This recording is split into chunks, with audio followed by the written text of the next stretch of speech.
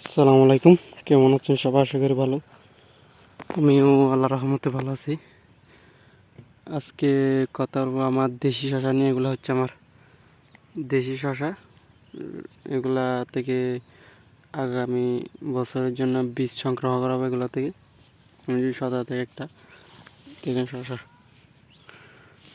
এগুলো থেকে আগামী বছরের জন্য আবার নতুন করে বীজ সংগ্রহ করা হবে। তো আজকে ফাইনালি সব তুলে ফেললাম শশাগুলো। এগুলো আমার আপনাদের এতদিন ভিডিও দিয়ে আসছিলাম যে শশাটার, এটা হচ্ছে এই শশাটা। এগুলো হচ্ছে বীজের শশা। এগুলো থেকে আবার আগামীবারের জন্য বীজ নেওয়া হবে। তো এবার কিন্তু এগুলো হারভেস্ট করে ফেললাম, কারণ এগুলো একটু পরে হারভেস্ট করতে হয়।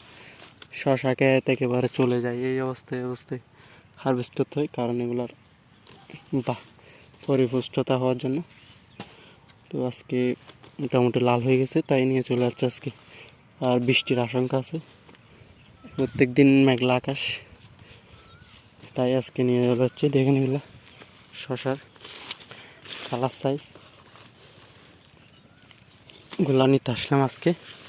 আজকের ভিডিওগুলো দেশি শশা আগামীবারের জন্য। এর আগে কিন্তু আমার বীজ ছিল না, আলহামদুলিল্লাহ এবার নিজের বীজটা নিজেই সংগ্রহ করে নিলাম আর কি। যদি আগামীবার আল্লাহ যদি বাঁচা রাখে, তাহলে আবার রোপণ করার আশা আছে। এই জন্য শশার বীজগুলো সংগ্রহ করে নিলাম। দেখেন শশা তেমন রাখা হয় নাই, এই অল্প কয়েকটা রাখা হয়েছিল। আর অল্প কয়েকটা আগে একটা দুইটা করে নিয়ে চলে গেছে বাড়ি, কারণ এগুলো রান্না করে খাওয়া যায়। বীজগুলো সংগ্রহ করে নিয়ে আর শশা যেটা রাখবে সেটা রান্না করে খাওয়া যায়। আবার এগুলো দিয়ে নাস্তাও তৈরি করা যায়, দুইটা সাথে দুইটা। আবার চাইলে বিক্রিও করা যায়। এগুলো বীজটা নিয়ে শশাগুলো চাইলে আবার নতুন করে বিক্রি করা যায়। আজকের ভিডিও ছোট্ট একটা আপডেট দেওয়ার জন্য। দেশি শশার সাইজ কীরকম আমি বললাম আপনাদেরকে। এগুলা এর গড় ওজন 1 থেকে 5 কেজি এরকম হয়। দেখেন শশাগুলোর পর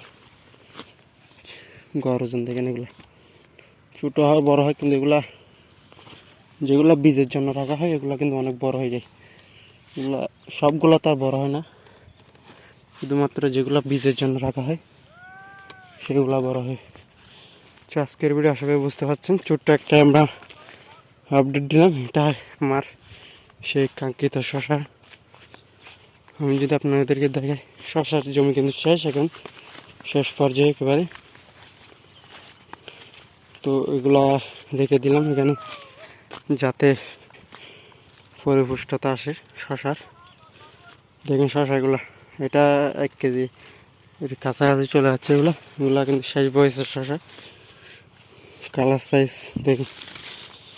এই জমিনের মনে হয় এটাই শেষ ভিডিও। যদি কোনো সময় আবার রোপণ করি তাহলে আবার দিতে পারবো শশা। এটা তো হচ্ছে না, এগুলো হচ্ছে শশা। এটার ভিডিও এটাই লাস্ট, আর দেওয়া হবে নাকি আর দেওয়া মোটে হবে না, এটাই লাস্ট। এখানে অল্প কয়েকটা করলা দিছিলাম, করলাগুলো মোটামুটি ভালো গ্রোথ আছে। এগুলা দিয়ে এখন সমস্যা হয়ে গেছে। যদি বেশ করে দিতাম তাহলে কোনো সমস্যা ছিল না, মাঝে মধ্যে একটা দুইটা দিয়ে। কারণ আমার কাছে কিন্তু যেগুলো মালচিং পেপার আছে সেগুলো লাগতেছে। এখন দুই দিক থেকে বেজে গেছে। এখন দেখেন করলা মাঝে মধ্যে একটা দুইটা দিছে, এগুলো দিয়ে এখন এগুলোর জন্য মালচিং পেপার তুলতে পারতেছি না। আজকের ভিডিও আশা করি বুঝতে পারছেন। এগুলা ছোট্ট একটা লাস্ট আপডেট দিয়ে দিলাম দেশি শশার আমাদের এলাকারই। এটা আলহামদুলিল্লাহ ভালো ফলন। আসসালামু আলাইকুম রহমতুল্লাহ।